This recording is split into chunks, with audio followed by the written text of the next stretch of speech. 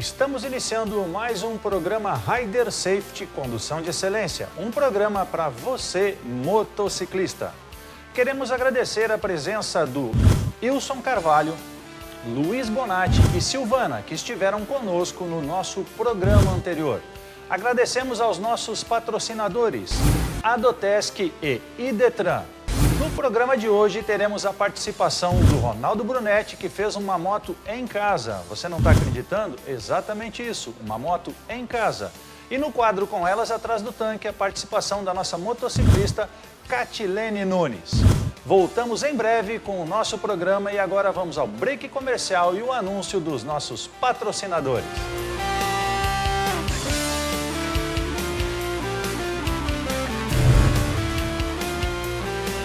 O Maio Amarelo é uma campanha mundial sobre segurança no trânsito. Todos os batalhões da polícia e bombeiros foram criados para preservar sua vida. Ao se deparar com um acidente de trânsito, a primeira atitude a se fazer é verificar os riscos envolvidos na cena e ficar afastados de eventuais perigos como vazamento de combustível e energia elétrica envolvida. O próximo passo, mantendo a calma, é telefonar para o Corpo de Bombeiros através do número 193. Não tente remover a vítima e aguarde a chegada da guarnição dos bombeiros ao local. Os bombeiros chegarão com ferramentas adequadas e com técnicas para retirar a vítima do veículo e atender a vítima no local. Maio Amarelo. Atenção pela vida. Realização: Adotesc e Idetran. Apoio: Corpo de Bombeiros Militar de Santa Catarina.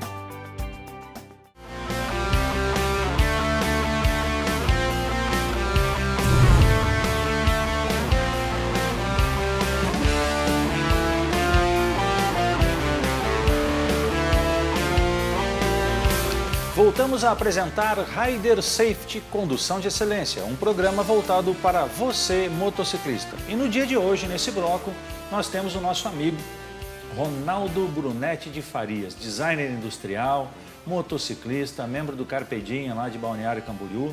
E o Ronaldo é um amigo já de longa data e nos encontramos na sexta-feira, acho que dia 10 desse mês, quando eu tive a oportunidade, a convite do Carpe Diem, ir até Balneário Camboriú, na Uniavan, Universidade Avante, que mudou de nome agora, virou Uniavan.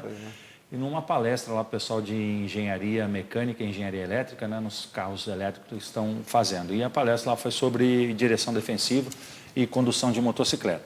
E lá eu conversei com o Ronaldo e ele me mostrou uma coisa bastante interessante, que é um sonho de todo mundo, É ter a própria moto feita pelas próprias mãos. E o Ronaldo fez esse projeto aí. E nós vamos ver esse projeto logo à frente. Mas, Ronaldo, eu quero te agradecer a presença, Seja muito bem-vindo ao nosso programa. Obrigado, nós estamos aqui para contribuir com o motociclismo. Isso. Independente de marca, de bandeira que a gente levante, de motoclube. O nosso público é motociclista. 2 rodas é o que a gente quer atingir. Embora no último programa a gente já tenha falado sobre o pessoal que pilota motos de 3 rodas. Então, mas é a sensação e a liberdade do motociclista. E, Ronaldo, eu queria que você contasse para a gente um pouquinho a tua experiência no motociclismo, como é que isso começou, como é que apareceu o motociclismo na tua vida? Bom, na verdade é assim, Roberto, meu pai sempre teve moto, então toda a vida praticamente eu nasci em cima de uma lambreta. E ele sempre teve, e ali foi pegando aquele gosto pela moto. Aí, com 14 anos, ele comprou minha primeira moto, que era uma Honda ST70. Foi a primeira moto que eu tive. E aí, eu sentava em cima daquela moto, era o dia inteiro, e rodava. Então, aquilo ali sempre... E naquela época não tinha nem carteira, a fiscalização também não era tão rígida, como é hoje. Então, eu andava direto e ali foi dali para cá, nunca mais larguei a moto. Quantas motos você já teve, Ronaldo? Puxa, sim, eu já tive muitas, acho que mais de 10, 12, assim, moto pessoal, Porque eu já tive muitas que eu negociei com moto vários anos, então tive várias. Mas pessoal, assim, eu acho que em torno de umas 10, 12. De vários estilos, custom, big trail, street? Na verdade eu comecei daí a CB400, eu tinha uma 360 primeiro, Depois da setentinha lá, tinha uma CB360, aí depois a CB400, aí uma CBX 750, aí depois já parti para custo. tinha moto de trilha também. Nesse meio eu tinha umas motos de trilha, que eu fazia trilha. Aí depois eu fui para custom. Daí comecei com uma Marauder 800, tive duas. Aí tive que vender, aí vim para cá e tal. Aí, né, acontecem algumas coisas na vida. Aí tive que me desfazer das motos. Aí eu comecei de novo com uma Yamaha, uma Viraguinho 250. Aí vendi, troquei numa Marauder novamente. Daí depois foi para minha primeira Harley. E aí, dali foi só na Harley. Daí já foi para esse... Entrou, como é que se diz? Entrou no sangue, daí já não... Viciou. Viciou. Foi contaminado. Me diz uma coisa, hoje, quantas motos na garagem? Tá, eu tenho essa que está praticamente pronta. Aí eu tenho uma Ultra, né, que é para viagem. Né? E aí ainda eu tenho, da época lá do meu pai, eu tenho uma Suzuki RV90, 74. Essa tem desde zero, que era dele e está lá comigo até hoje. Essa está lá guardadinha lá. Né? São as histórias, né? São as heranças de família, isso a gente não deve se desfazer, não. Verdade. Fica como herança para os filhos, né? E quem sabe para os netos. Isso. Me diz uma coisa, lá em Balneário Camboriú, nós conversamos, você me falou a respeito de voltar a estudar. Como é que foi essa história aí? Na verdade, assim, eu lá na minha época né, normal, lá com 20 anos, 20 e pouco, eu entrei na faculdade de design industrial. Fiz 2 anos e daí, por financeiro lá e tal, não consegui pagar. Eu estudava na PUC, aí não consegui pagar, acabei desistindo, tranquei e aí nunca mais voltei. Aí ficou aquilo sempre de não ter completado o curso. Aí em 2009, aí minha filha mais velha estava se preparando para fazer a faculdade. E aí ela falou, pai, me ajuda a estudar. Eu disse, beleza, vamos lá. E aí comecei a fazer o Enem, para entrar no Enem. E aí comecei com ela e tal, a gente começou a estudar junto. E aí eu fiz o Enem, disse, vou fazer aqui por... Né? Vamos ver o que acontece. E acabei ganhando uma bolsa integral. Caramba. Integral e tal. E na época até a nota... A média era 4 e pouco, a minha foi 7 e pouco, quer dizer, legal, né? E aí eu acabei entrando daí. Daí em 2009 eu entrei na Univale e aí fiz o curso inteiro. Naquilo que eu tinha feito já não serviu para nada.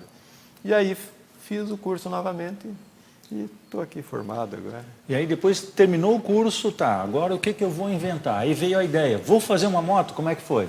Na verdade eu sempre tive vontade, eu via os programas de televisão, American Chopper e tal, e sempre tive aquela vontade, porque O American Chopper foi a tua inspiração? Vamos supor que começou dali. Eu sempre gostei de fazer as coisas, de meter a mão, e sempre tive oficina, sempre mexi com carro, com moto e tal. E aí, no American Chopper, aquilo ali parecia que era tão fácil eles fazer ali, né? Eu disse, mas eu posso tentar fazer pelo menos. E aí foi onde eu comecei daí. Fiz o projetinho, aí, claro, tive ajuda de algumas pessoas e tal, né? E que me ajudaram até na parte de gabaritar o chassi e tudo, que é uma coisa bem complexa, né? Tem que ser uma coisa bem certinha. Então, aí teve pessoas que me ajudaram nessa parte. E aí aí eu consegui fazer o chassi, o tanque e tal, só isso. E daí ficou mais uns 2 anos parado em casa. Porque daí também sempre tinha outras prioridades e tal, e a gente sempre vai deixando aquilo ali de lado. Até que, de repente, surgiu uma moto de um leilão, a moto inteira, que era uma Road King, uma moto inteira, disse, tá aí a oportunidade de eu tirar as peças e colocar nela.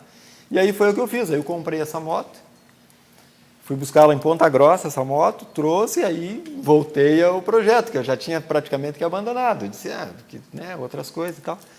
E aí, com essa moto, eu peguei as partes que eu ia ocupar, tipo motor, parte elétrica, sistema de freio e tal, algumas coisas. E aí começou, aí eu não parei mais. Eu disse, agora vai até o fim. Você batizou esse projeto, qual o nome que você deu para ele? Viper. Projeto Viper.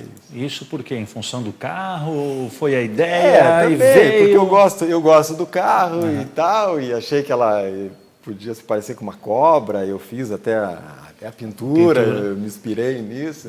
E assim, foi mais. Então vamos ver o projeto Viper lá. Então ali nós temos a fabricação das peças, né, Ronaldo? Isso aí fabricação do tanque, né? Que ali é o tanque.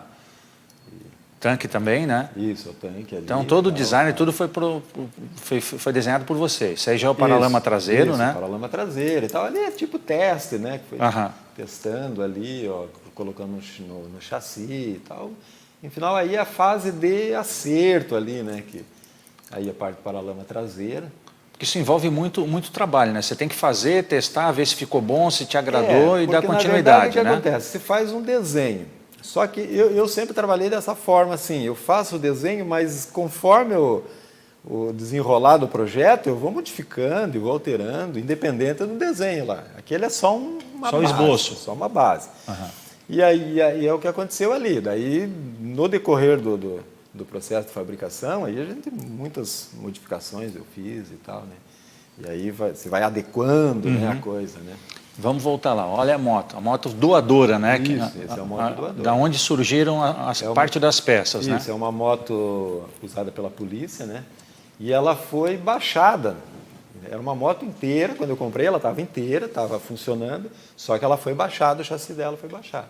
Já ia a fabricação do chassi. Isso, já ia a parte, nessa parte aí já foi a parte onde já estava adaptando ali, tipo, o amortecedor, porque a princípio era para essa moto ser uma Softail, com o amortecedor embaixo.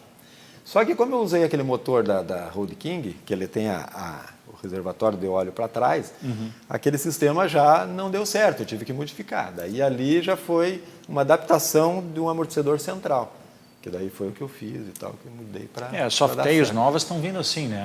Isso, agora tá. Um amortecedor único, né? Tá vindo com aquele... ali nós já temos tipo ProLink, que chama, né? Exato. Né? Então lá ela já praticamente... Isso, ali na pré-montagem dela, né? Pré-montagem e tal. Para quem não conhece, aquela que estava na foto ali, a Sandra, a esposa do Ronaldo. Isso.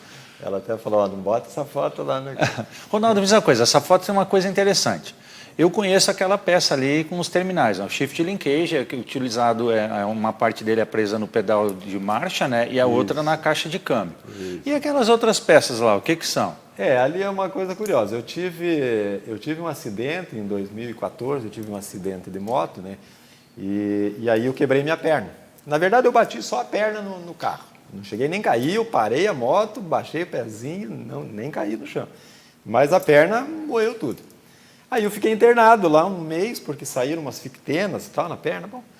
E aí eu fiquei com aqueles ferros ali de fixação, porque a perna não pôde ser operada enquanto não curasse. O pessoal chama de gaiola, né? Que o pessoal conhece como gaiola para fixar. Aquela gaiola. Fiquei um mês com aquilo lá até poder fazer cirurgia.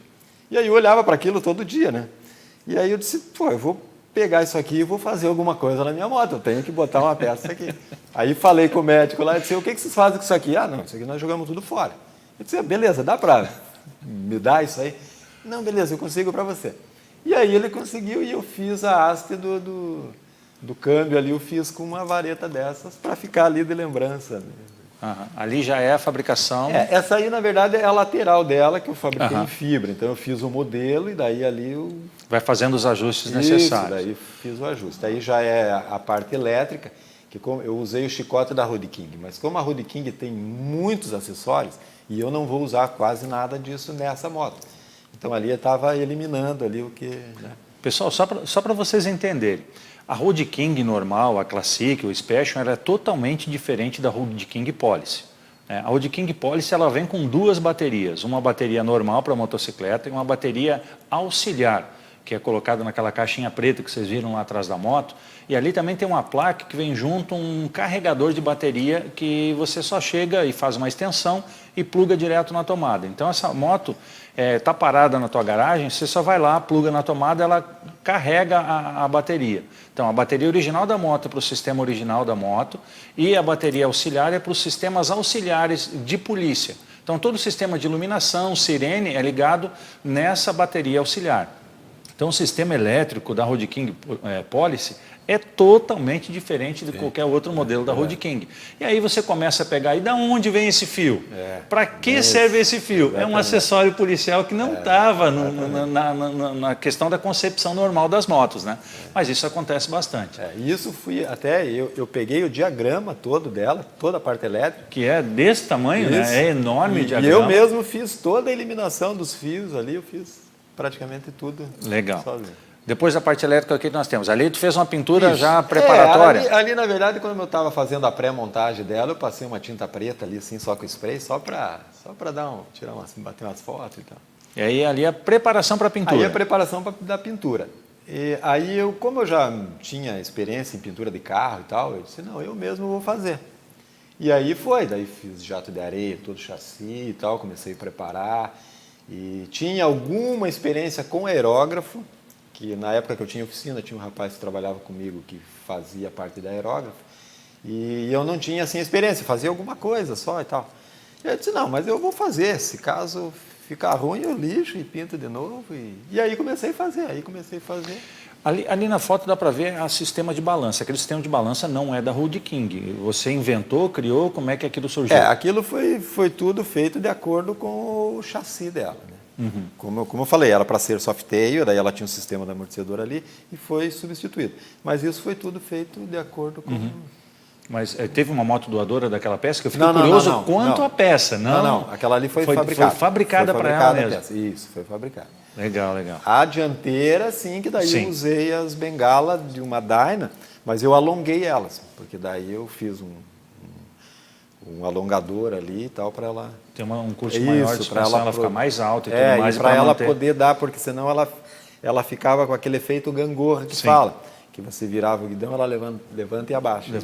Para diminuir isso, existe até uma medição que é feita, e aí eu tive que fazer, e daí tive que alongar ele. São os ângulos do canote, distância da roda dianteira e tudo. Aí as mesas eu fabriquei daí, quer dizer, eu fabriquei entre aspas. Desenhou, mandou para o corte a laser. E aí foi cortado, foi feito usinagem na peça, né? Então ali o processo de pintura também. Pintura que eu fiz uma pintura candy nela, então ele vai... A base, que é uma base prata, aí é feito a parte da aerografia, né, que é os desenhos. Depois, essa parte de desenho eu fiz tudo à mão. Hoje até é fácil, você vai lá, manda fazer o adesivo, recortado e tal. Eu imprimi o desenho e cortei tudo com estilete lá, eu peguei um papel contato preto e fui cortando e fazendo, fiz tudo manual mesmo, que daí ali a parte da aerografia do tanque, né? Ali tudo que eu fiz, o desenho e tal. E aí já é com a aplicação do verniz colorido, que é o verniz vermelho, e depois mais o verniz transparente por cima, que é para dar o brilho e o acabamento da peça. Né? Quantas camadas de pintura tem nessa? Bom, assim, a pintura em si são 4 camadas, mas ali só de verniz são 6 camadas de verniz para ela dar um acabamento. Então na pintura você coloca lá o primer, né, que é a base de tudo. Que é a base. Aí depois você vem com... Aí depois vem com a pintura prata, com a cor prata. Aí vem a aerografia ali feita. Daí vem o verniz colorido, que é uma tinta transparente. E aí depois em cima vem o verniz transparente, que é o para dar... São os verniz PUs, né, que são para dar os acabamentos e os brilhos, né? Esse daí sim que você tem que dar várias de mãos, porque daí até se acontece um risco, você pode até passar uma lixa e eliminar esse risco, se for superficial, né? Isso, inclusive, é usado nas Harley e tal, é feito assim justamente para esse fim. E aí já vamos para a fase de montagem dessa motocicleta. Aí já é parte de montagem dela. Ali até eu isolei tudo para poder colocar esse motor, porque ele é grande ali. Grande e pesado, né? Eu montei sozinho, inclusive. Montei ele sozinho, botei em casa uns extensores ali, pendurei e fui ajeitando o chassi. Eu até vi num programa, tudo a gente se inspira em alguma coisa. Eu vi num programa que eles botaram o motor deitado e aí vieram com o chassi e encaixaram ele. Mas aí eu não quis fazer aquilo, aí eu pendurei, usei o mesmo princípio, só que eu pendurei ele. E aí eu vim com o chassi e fui encaixando até acertar, para não riscar, porque essa pintura até é difícil de se fazer um retoque nela, retocar, né? Exatamente, muita camada de verniz e as camadas de tinta, né? Se você vai retocar, ela fica uma tonalidade diferente. E se for um arranhão muito profundo que chega até a base da tinta, fica complicado. Sim, né? Daí é complicado de fazer. Aí as rodas, eu queria cromar as rodas, mas não consegui nenhuma empresa em lugar nenhum que fizesse a cromagem. Existia umas cromagens que eles chamam de aspersão química, que é até nos programas passa e tal. Mas eu não consegui ninguém aqui, só no Rio e em São Paulo. Aí eu consegui uma tinta, que é uma tinta cromo, e aí eu mesmo fiz o processo e tal. O preto lá é a base para tinta cromo, isso, né? A base é um verniz colorido que é passado lá preto, e aí depois você vai dando as camadas de tinta cromo. E aí no final vai uma mão de verniz também, o mesmo verniz que é usado na pintura é usado é usado ali para dar o acabamento. Tá, agora me conta, essas rodas surgiram da onde? Porque Essa- elas não são da Road King Porsche. Não, essa aí é da V-Road. Da V-Road. Da V-Road. Essa aí eu comprei daí da V-Road. O pessoal brinca, diz que V-Road não é Harley, né? É, Então, mas eu até ia, eu ia usinar umas rodas, mas aí o custo era muito alto, daí eu disse não. Então, e aí eu achei essas num preço razoável, né? E aí acabei comprando e tal, e achei que ficou legal. porque até a Road King 2007, a roda traseira ela é bem mais estreita, né? Uns 140 ou Sim, 150 isso. de largura. É diferente. Essa aí vai a 200 e alguma Essa é coisa. 240, daí 240, eu pneu é. 240 nela. É, já é bem mais larga. Aí é o pisca, mostrando ali o pisca que eu fiz ele Já estava embutido. funcionando? Já testando só. Né? Ali eu fiz o pisca embutido no guidão. O guidão, inclusive, fui eu que fabriquei, tudo eu que fabriquei isso. Suporte, essas coisas, tudo. Aí ela já estava quase montada. E aí nós já vamos para o projeto finalizado. Isso, aí ela já está. Aquele ali atrás é suporte de placa? É o O que suporte que você de placa. Aquilo ali eu que bolei ali, aí eu quis fazer, não quis fazer. Até eu me inspirei na Diavel, na Ducati Diavel, que ela tem um sistema. Porque eu não queria colocar aquela placa na lateral. Eu achava feio, nem sei se é permitido aquilo. Então aí eu achei que aquele ali ficou bacana. Aí fiz ele em partes, ele é todo parafusado e tal, para ficar uma coisa mais. Quais os próximos projetos? Olha, eu até tenho alguns, porque a gente sempre fica imaginando alguma coisa, né? Eu queria fazer uma café racer, né? Essa ainda eu tenho uma ideia de fazer, comprar uma moto e tal, dar uma modificada. E me diz uma coisa, essa moto tá para venda? Tá para rolo, como diz o negócio? Faz negócio? Não, a princípio não. Não É uma realização pessoal. Até eu falo para o pessoal, pô, mas essa moto é ruim de andar com ela, porque ela é longa e tal. Eu disse, olha, eu não preciso nem andar com ela. Só o fato dela estar aqui e eu olhar para ela, para mim... Saber, fui eu que fiz. Isso. É uma obra de arte. Vamos ser sinceros, né? É uma obra de arte. Porque você coloca tempo, você coloca toda a tua emoção, você coloca todo o teu desejo em cima daquela moto ali. Né? Fica até ruim você chegar e se desfazer de um produto desse. É verdade. Não dá para colocar preço numa coisa dessa.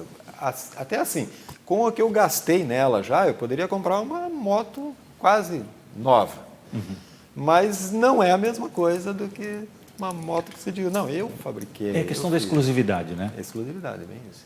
E se alguém precisar desenvolver um projeto desse, você está disposto a desenvolver? Sim, até dar uma... Ou se eu não fizer, orientar e tal. O próximo passo agora é a questão do registro dessa moto. Isso, você comprou agora a uma moto documentação. doadora baixada, né? Então Isso. você está fazendo todo o processo de regularização dela junto ao Detran, né? Eu tenho toda a documentação, tenho a nota de todas as peças que eu comprei, o que eu mandei fazer, tudo tenho nota, tudo. Agora só está faltando uns detalhes, porque eu tive que colocar uma bomba externa nela, por causa do tipo do tanque. Sim. Então eu coloquei uma bomba externa, um regulador de pressão. Então só falta ajustar isso e aí para fazer Os testes de rodagem e tudo. Isso, o teste de rodagem e fazer daí o laudo Junto ao Inmetro, né? Isso, no Inmetro, exatamente. E aí... Aí dá encaminhar a entrada no documentação. Detran daí. Aí é aquele processo, tem toda a burocracia e tal. Né? Pretende viajar com essa moto? Só passeio? Olha, passeio, né? Só passeio, talvez interpraias, assim, né? isso, talvez vir na Harley, né, e tal, até Curitiba. A viagem muito longa, ela não é uma moto assim confortável para você fazer uma viagem longa, né? Mas para fazer um passeio assim, assim eu quero fazer, sim, com certeza. Pessoal, nós estamos chegando no final desse bloco. Ronaldo, eu quero te agradecer, quero te dar os parabéns, Obrigado, entendeu? Eu sei obrigado. Que eu sou um cara que assisto muito, né, o American Custom, gosto disso, de vez em quando na madrugada minha esposa, ei, deixa eu dormir, apaga essa televisão, né? E eu fico apaixonado por isso, né? Eu tenho acompanhado um outro cara que é aficionado e gosta de fazer moto, que é lá de Serra Negra, não sei se já ouviu falar, Leandro Torneiro. Ele está fazendo uma moto a diesel com motor estacionário, esse motor que a gente usa nas nossas bateiras aqui. Sim. E ele está fazendo esse projeto aí, eu acompanho. Legal. De vez em quando a esposa chega em casa, eu fico olhando aquele vídeo e ela, o quê? Isso de novo? Né? Mas, esposa, me entenda, é o que eu gosto e eu me realizo quando vejo o Ronaldo fazendo um projeto desse, o Leandro Torneiro, American Custom, desenvolvendo isso. Né? Porque é duas rodas, é paixão e eu gosto demais disso. Né? Então, Ronaldo, muito obrigado mesmo. Obrigado. Então, parabéns obrigado pelo você, projeto. Eu agradeço pela oportunidade também de estar contando a história aqui. Espero poder rodar junto contigo nessa moto. Se Ah, puder dar uma sim. voltinha na quadra, quero estar junto. Com tá? certeza. E agora nós vamos, Ronaldo, para o nosso break comercial, tá certo? O anúncio dos nossos patrocinadores e no próximo bloco, com elas atrás do tanque. Até mais.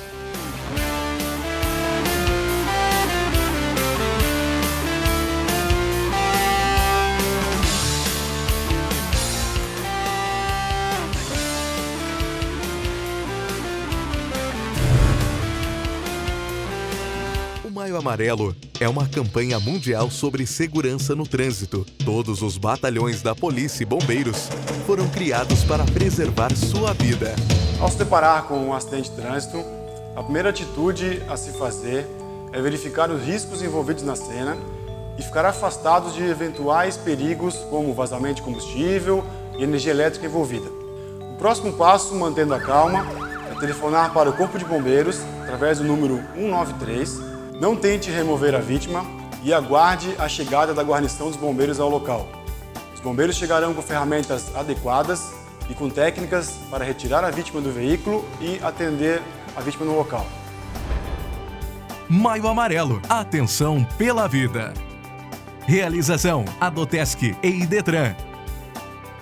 Apoio: Corpo de Bombeiros Militar de Santa Catarina.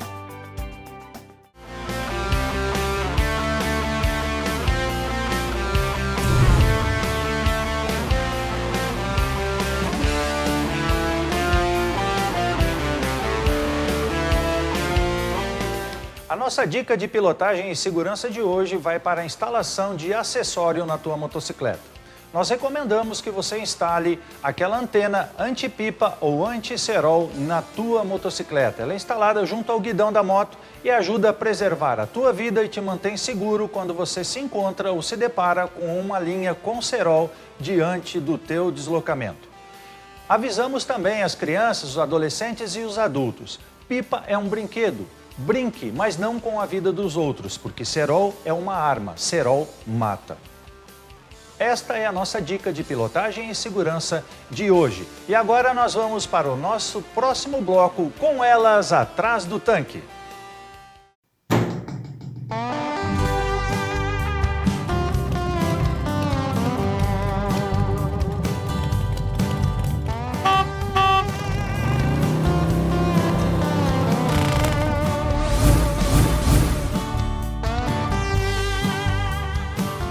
Voltamos a apresentar Rider Safety Condução de Excelência. No nosso quadro Com Elas Atrás do Tanque, a entrevistada de hoje é Catilene Nunes. Catilene, muito obrigado pela presença. Né? Catilene é uma motociclista que eu conheci em 2017, né? Cliente da Indian, Florianópolis, né?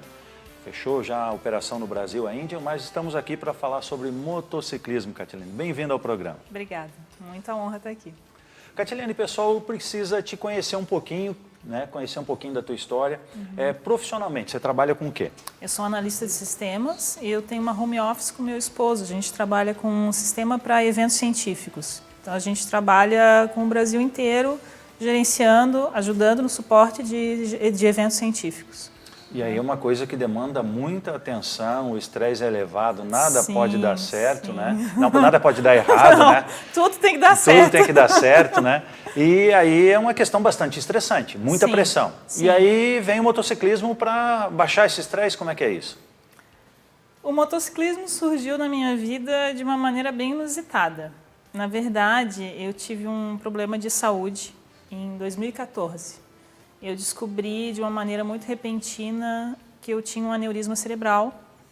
E então, assim, entre a descoberta e a cirurgia foi em torno de 15, 20 dias. Era um aneurisma muito grande e as minhas chances eram ou dava certo ou não dava certo. Então, eu tinha duas opções, ou eu operava ou eu seguia com aquela bomba relógio na cabeça. Então, eu resolvi operar. Fiz a cirurgia, deu tudo certo. E depois daquilo ali eu comecei a ver a vida de uma maneira diferente. Comecei a dar mais valor para as pequenas coisas e comecei a me interessar por detalhes da vida que eu já tinha esquecido. Eu sempre gostei de moto, sempre gostei de motociclismo, mas eu não sabia pilotar. Então, em 2016, passado um pouco mais de um ano da cirurgia, o meu marido acabou indo atrás de ver uma moto para me inserir nesse mundo. Até o momento eu só tinha pilotado com um antigo namorado meu, tinha dado umas 2 voltas mais ou menos, então eu não sabia pilotar, mas eu andava muito de carona naquela época, isso há alguns anos atrás. E então, assim, em função desse problema que eu tive, a gente pensou, por que não? Né? Porque moto é perigoso. Eu acho que moto é perigoso se você não tem prudência. Então, depois de passar por um problema desse de saúde, quer dizer, assim, a sua vida pode acabar do nada por uma coisa que você nem imaginava que você tinha, por que eu não vou viver um sonho que eu sempre tive vontade? Né? Então, foi assim que aconteceu. Aí, em 2016, a gente comprou a moto. Foi ele que foi atrás, né, de ver isso para mim. E eu não tinha carteira. Eu só tinha carteira de carro, sabia pilotar assim, né, com alguém atrás me ajudando. Nunca tinha pilotado sozinha. E comprei a moto sem ter tirado a carteira. Comprei a moto, não tinha andado ainda na moto. Aí tirei a carteira, depois que eu tirei a carteira é que eu fui lá e peguei a moto para andar. Então, não tinha a menor ideia do que eu ia encontrar pela frente. Para não dizer que eu não tinha nem sentado na moto, quando eu fui lá comprar, eu sentei e tentei botar ela em pé para ver se eu dava conta. E aí deu tudo certo, graças a Deus. Então, Catilene, a tua moto, marca e modelo, conta pra gente. É uma Indian Scout. Uma Indian Scout 1.200 cilindradas, né? Isso. Você tem foto dela, da aquisição dela, né? Olha só. Essa daí foi no primeiro dia, quando a gente tirou a moto lá da concessionária. Quem está ali é o Carlos, que era o mecânico da Índia, né, de Floripa, e ele me deu muitas dicas. Ele foi super legal, porque como eu não sabia pilotar uma moto grande, nem moto pequena, né, ele topou me dar algumas aulas. Então ele foi, nossa, uma pessoa maravilhosa. Ele foi até a minha casa, ele deu umas 2, 3 aulas para mim. E aí depois disso foi assim, aos poucos, né, com muita coragem e muita prudência, eu fui pegando a moto e fui aos poucos dando umas voltas aí. E o Carlos, além de mecânico, ele sempre foi um incentivador do motociclismo, né? Um cara que conhece muitas marcas, trabalhou na Yamaha no Rio Grande do Sul, aqui veio trabalhar na Índia, parece que teve uma passagem pela Harley também. Sim. E hoje está morando em Portugal, né? Quando a Índia fechou a operação, ele foi morar em Portugal. Ô, Carlinhos, se estiver nos vendo aí, sucesso, meu irmão. Tá? Sentimos a tua saudade aqui, tua falta, mas com certeza você está construindo o teu futuro aí. Valeu, meu irmão. Um abraço para você, hein? Catilene, pelo que eu sei, né, essa situação da moto, você nos contou aqui, foi o teu esposo que tomou a iniciativa, né? Vocês discutiram, ele tomou a iniciativa. Não, a gente não discutiu. Não? Não. Foi assim, eu vou comprar uma moto para ela. Na verdade, foi assim, ó. Eu fui para Porto Alegre, a família dele é de Porto Alegre, e meu concunhado tinha comprado uma Harley. É uma Fat Bob, eu acho, não me lembro agora. E aí, quando eu vi aquela moto na garagem dele, eu assim, nossa, que legal. Aí eu sentei na moto, que show. Eu olhei para o Luciano, meu marido, e ele estava assim, com um sorrisinho meio de lado. E aí, quando a gente voltou para Floripa, ele já estava com um encarte da Índia, com um folderzinho da Índia. Olha só, Cátia, já estava vendo a moto tudo para ti. Acabei me antecipando dizendo o que eu queria, porque eu vi a moto do meu concunhado, né? Mas ele já estava vendo isso sem eu saber. A única coisa que ele errou é que ele achou que eu ia querer a vermelha e eu escolhi a cinza. Porque ele já tinha até achado que eu ia pegar a vermelha. E fiquei com a cinza. Não, mas legal. E mesma coisa, depois que você comprou essa moto, como é que foi a experiência? O Carlos te ensinou algumas coisas e como é que foi a experiência a partir dali? Como é que surgiu isso? Como é que foi o teu contato e o teu caminhar ao longo do início desse trabalho com o motociclismo? Bom, aí a partir daquelas primeiras aulas, eu comecei por conta própria, devagarinho. A primeira vez que eu saí sozinha, eu caí. Na verdade, não fui eu que... A moto caiu. Eu cheguei numa curva, assim, coisa de uma pessoa inexperiente, né? Cheguei numa rua que ela tinha uma leve inclinação, e daí eu não estava acostumada ainda com o centro da moto, onde eu tinha que colocar, e ela tombou. Aí, naquele momento, o que eu fiz? Meu marido estava de carro atrás, me ajudou a levantar a moto. Ele achou que eu ia voltar para casa. Não, vamos. E aí a gente foi até o Parque de São José. E aí, assim, aos poucos foi indo. Depois eu fui até o Pantano do Sul. Aí um passeio que eu fazia muito sozinho. Meu primeiro passeio pela BR foi até Governador Celso Ramos. É um passeio que eu curto fazer. Vou até Governador Celso Ramos, dou uma volta ali pela região de Palmas e volto por ali. E aí, aos poucos, eu fui ganhando um pouco de confiança, pegando um pouquinho de chuva, devagarzinho. E a primeira viagem, a experiência assim, de pegar a estrada por longo período, como é que foi? A primeira viagem aconteceu no Salão Duas Rodas, né, que foi em 2017. Isso. Em 2017, né? Que eu estava fazendo um curso de pilotagem de segurança e lá, organizado pela Índia, inclusive, e lá nesse curso estavam comentando sobre a ideia de fazer esse comboio para o Salão Duas Rodas. E eu pensei assim, na minha moto não tem nem 1000 quilômetros, será que eu vou? Mas eu vou. E daí me surgiu a ideia, conversei com meu marido e eu pensei que ele ia ficar meio preocupado. Não, vai ser legal, vai ser muito legal, tu vai adorar e olha a chance que tu vai ter de ir com um grupo grande. E daí a gente conversou e eu decidi ir. E essa viagem foi maravilhosa, a gente pegou de tudo pelo caminho. Pegamos muita chuva, pegamos muito calor, muito trânsito. A primeira vez que eu peguei assim, situações tão intensas, né? A ida bem mais tranquila, a volta um pouquinho mais estressante, mas foi muito, muito legal. Você trouxe foto dessas viagens pra gente, sim. né? Então, vamos colocar lá as fotos, então. Só para relatar, eu estava junto nessa viagem aí, foi um convite do Ronaldo, né, que era o proprietário da Índia. Sim. Me convidou para conduzir o grupo. Foi até, nosso capitão. Capitão de estrada, road captain até São Paulo. Esse aí é um grupo de amigos que a gente acabou se unindo bastante, a Marli, o Gilson e a filha deles, a Amanda, eles são de Blumenau, eu já fui lá para casa deles. E aí o pessoal, né, indo para São Paulo. Aí o pessoal, essa parte aí foi num posto que a gente parou para abastecer. Aí eu acho que nós encontramos o pessoal de Curitiba nesse Isso, posto, é verdade, né? É verdade. É porque o grupo foi crescendo, né, no caminho. Na volta que foi diminuindo, né? Na volta sobraram 3. O pessoal foi ficando pelo caminho, né? Isso. O Gilson e a esposa, cada um pilota a sua motocicleta, Sim. cada um com a sua Indian, né? A Marli, a esposa do Gilson, foi uma grande inspiração para mim. Ela começou com a Scout e ela disse que quando ela tinha 10 mil quilômetros, aí ela mudou para Springfield, que é uma moto muito legal também.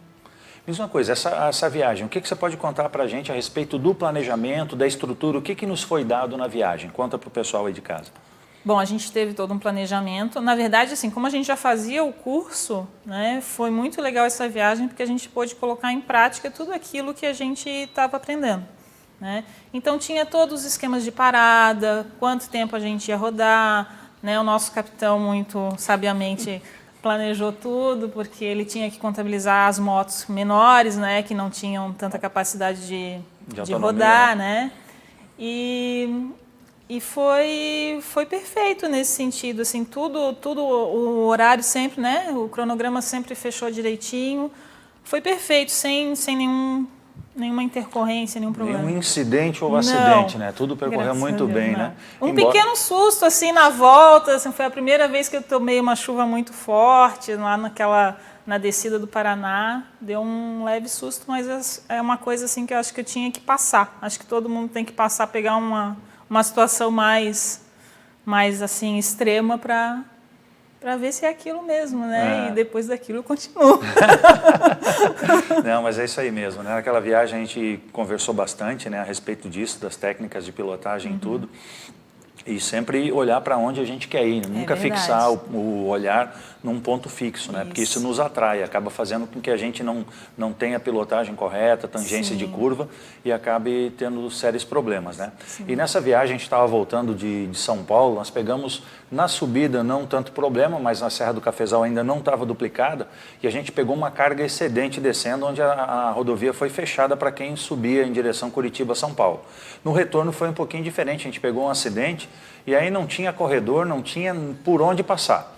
Então desliga a moto, espera o trânsito andar, temperatura elevadíssima, asfalto quente, caminhão de tudo quanto é lado, mas foi o que a gente precisou fazer.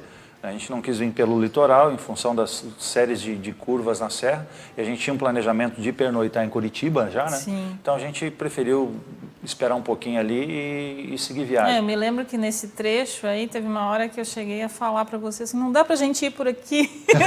não tem espaço, não adianta. Tinha que esperar, porque estava muito quente. Não passava, nem Tava moto passava muito pelos quente, caminhões, né? Catilene, você tem uma filha, né? Que ela demanda um carinho, uma atenção especial. Isso. Como é que é isso, a situação, ela, você e o motociclismo? Como é que vocês interagem nessa questão? Na verdade, ela fica bem ansiosa quando eu vou andar de moto. Não, na verdade, porque ela quer ir junto, né? Como vocês podem ver ali na foto.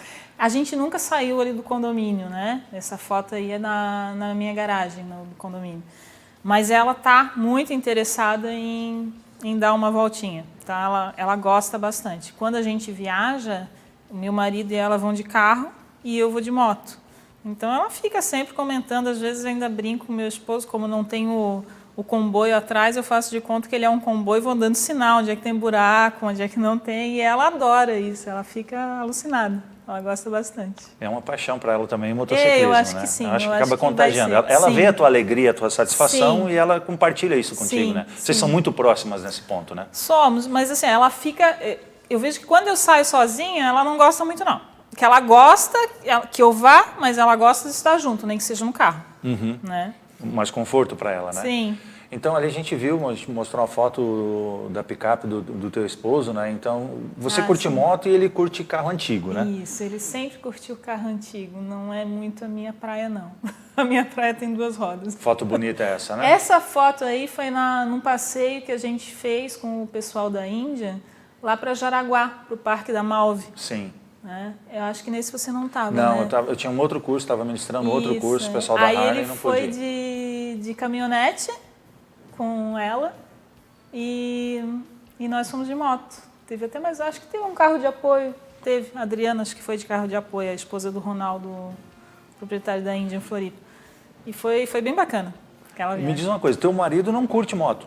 Ele já tirou a carteira, mas ele ainda não pegou. Ainda não pegou? Não, ainda E aí não vai pegou. ter uma sociedade na moto? Como Então. é que é isso? Vai rolar um ciúme da moto? Acho que rola um pouquinho, mas eu já falei para ele que ele tem que pegar e assim como eu fiz, né? E aos poucos, porque ele também tem um pouco de receio, né? Ele também ele tinha menos experiência ainda do que eu, porque eu ainda tinha pilotado umas 2 vezes lá alguns anos atrás e ele não. A primeira vez mesmo foi agora tirando a carteira. Mas ele vai pegar sim.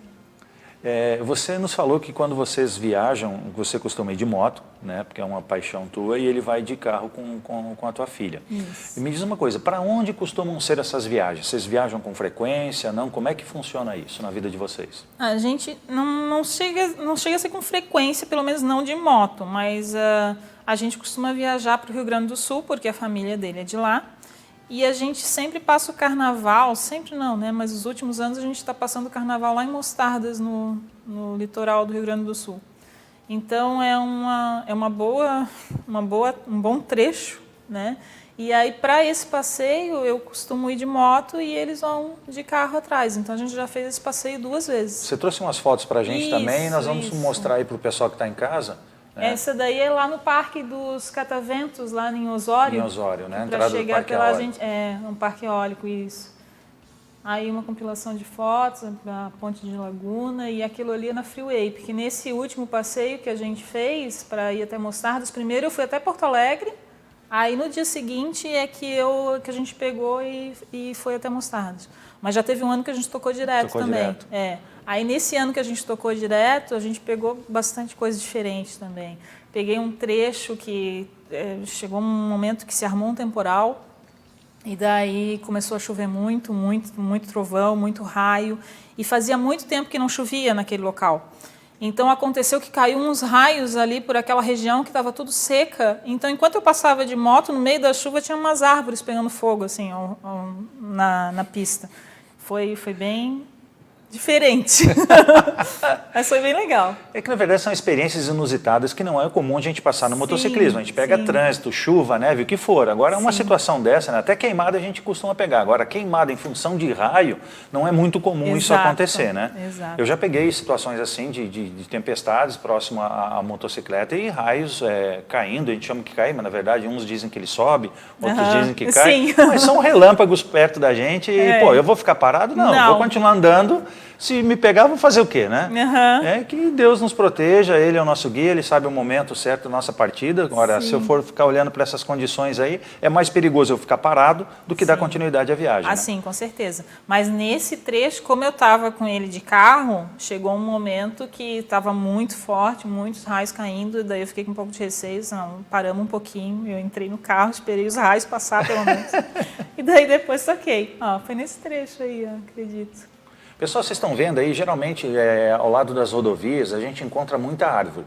E o pessoal fica reclamando, né, de quem faz a fiscalização da rodovia, ou manutenção, porque num caso de uma saída de pista de um carro, o que vai acontecer? O carro vai sair dali ou vai aquaplanar e pode se chocar com essa árvore e o acidente se tornar muito grave. Só que a questão é a seguinte, a árvore está ali por um objetivo. Aquela região é uma região muito úmida. Então, se não plantar a árvore para ela absorver a umidade do solo, aquele terreno ali vai se transformar num terreno pantanoso e não tem rodovia que se sustente num terreno desse. Então, geralmente a gente vai encontrar ou pinheiro ou eucalipto, principalmente eucalipto, que é uma árvore que absorve bastante água e isso ajuda a secar o terreno. Então tem essa função a árvore. Então se a gente tirar a árvore dali, o que vai acontecer? Vai comprometer todo o aterro da rodovia e aquilo vai acabar cedendo e acaba sendo mais grave ainda e a manutenção mais difícil. Então é para isso que servem aquelas árvores próximas à rodovia. É um risco? É, mas é uma necessidade. Sim. Catilene, me diz uma coisa, conciliar trabalho, casamento, maternidade e motociclismo, como é que é isso tudo? É bem difícil. Eu acho que, falando em questão de trabalho, justamente por eu ter uma home office, sempre meu tempo livre eu acabo trabalhando. Então, volta e meia, meu marido é que diz, não, Cátia, pega a moto e vai dar uma volta, porque eu tenho milhões de coisas para fazer, mas aí quando eu dou uma volta com a moto, parece que a minha cabeça fica mais leve, eu consigo produzir melhor. Então, assim, os meus passeios de moto, quando eu estou sozinha, geralmente é final de semana, domingo de manhã, sábado de manhã, né? Meu marido acaba ficando em casa com a Alice, minha filha, e eu dou uma voltinha, às vezes a gente combina de ir todo mundo junto, e é assim que eu concilio, né? Eu tenho a sorte de que meu marido ele me apoia muito nisso e ele fica muito feliz que eu tenho esse hobby. Na verdade, é uma sociedade plena, né? Sim. No casamento, que não deixa de Sim. ser, na empresa, na criação da filha, Sim, né? E no sim. motociclismo, que ele acaba dividindo isso contigo. Sim. E daqui a pouco eles vão ter que dividir a moto, ou ele vai comprar dele. Pois é. Isso aí a gente ainda vai ter que negociar. Você está nos falando várias situações, assim. Agora eu te pergunto assim, no que o motociclismo influenciou ou influencia na tua vida? Ele te traz experiência nova? No trabalho, ele contribui para o teu trabalho? Aquilo que você vivencia no trânsito, isso te ajuda no teu lado profissional, no desenvolvimento dos teus projetos? Como é que isso acontece? Eu acho que o motociclismo, ele me fez mudar um pouco como pessoa. Assim. Bom, primeiro, assim, a questão da prudência, né? Eu acho que, por eu ser uma motociclista ainda inexperiente, já que eu tenho tão pouco tempo de estrada, né? Eu tive que colocar a prudência acima de tudo. Eu sempre gostei de pisar, né? Tem esse problema. E eu mudei bastante nisso. Eu sou uma pessoa mais prudente e quando eu piloto a moto, eu aproveito mais os detalhes. Eu acho que o pessoal costuma dizer que a moto te dá uma sensação de liberdade e realmente isso é válido. Não é só nem a sensação de liberdade, é uma sensação assim como se você tivesse junto com aquele ambiente, porque você vai andando de moto, você sente o cheiro de tudo que está ao redor da pista e isso aí é maravilhoso. Então eu acho que o motociclismo me fez assim ser uma pessoa mais aproveitar mais esses detalhes, né? Acho que é por aí. Catilene, deixa a tua mensagem, né? Teu ponto de vista, a tua indicação para as mulheres que ainda não ingressaram no motociclismo e têm desejo de ingressar no motociclismo. Algumas são garupas e pretendem ficar como garupas, outras não, estão garupas e querem pilotar. E aquelas que não fazem nada ainda, mas têm o desejo de pilotar. Dá a tua mensagem para elas. Bom, eu acho que depende muito do que a pessoa realmente quer. Eu costumo dizer que eu sou uma pessoa bem medrosa, mas eu não sou covarde. Então, Se eu tinha um sonho que era realmente pilotar uma moto e conseguir fazer aquela viagem que a gente fez para São Paulo, eu fui com muito medo, mas eu fui. Então, assim, ó, se você for com prudência, se você for aos poucos, dentro do seu tempo, no seu limite, você consegue. A questão é você não se desesperar, não acelerar, não colocar o carro na frente dos bois e ir aos poucos, né? Você não vai pegar uma moto hoje e sair pilotando como um Hexeagle, né? Mas você pode aos poucos ir melhorando a sua performance no dia a dia. Então, eu acho que o medo faz parte, o medo é bom, né? Porque se a gente não tem medo, a gente acaba cometendo alguma imprudência. Mas se é o seu sonho, se é o sonho pilotar, ou mesmo se não é pilotar, mas ter coragem de ir numa garupa, vai, porque é a melhor coisa que existe. É que tem gente que acha que quem está na garupa é porque tem muito medo. E, na verdade, eu acho que ela tem muita confiança, porque ela está entregando a vida, né, e toda a sua segurança para alguém que está conduzindo Exatamente. ela. Né? Então, não é medo de pilotar, é simplesmente, às vezes, uma questão de conforto, ou não se sentir à vontade para pilotar, mas medo não, é muita confiança, porque quando você se coloca como garupa, você está dizendo para outra pessoa, me leva, me conduz. Exatamente. Diferente de quem está pilotando. Que você tem o controle da motocicleta e você pode fazer uma manobra A, B ou C. E o garupa não consegue fazer isso. Com certeza. Ele tem que confiar plenamente no piloto ou não vai dar certo. Exatamente. E às vezes até pilotar um pouco junto, né? Exato, Porque... contribuir na pilotagem, né? E não atrapalhar a pilotagem, porque né? pegar um carona que atrapalha é muito ruim. Então, a gente, ao longo dos programas, nós vamos passar algumas dicas de pilotagem aí para a garupa, como ela se comportar na moto, para facilitar a condução da motocicleta pelo piloto. Catilene, nós estamos chegando ao final do nosso programa, desse bloco também. Quero te agradecer a presença. Muito obrigado pela mensagem que você deixa às mulheres. Continua pilotando. Eu quero em breve poder curtir um passeio desse, um final de semana, uma viagem aí. Vou levar minha esposa junto para a gente confraternizar, já que vocês estiveram juntas no Salão Duas Horas. Sim. Contar alguns causos, algumas sinalizações que ela te ensinou, a Adriana, né? Me ensinou algumas sinalizações muito boas. Algumas sinalizações que não é na condução da moto, mas no relacionamento do casal. Catilene, muito obrigado. Obrigada. Aos que nos assistem, nosso muito obrigado. E aguardem até o nosso próximo programa Rider Safety, Condução de Excelência, um programa para você, motociclista. Até o próximo programa. Tchau.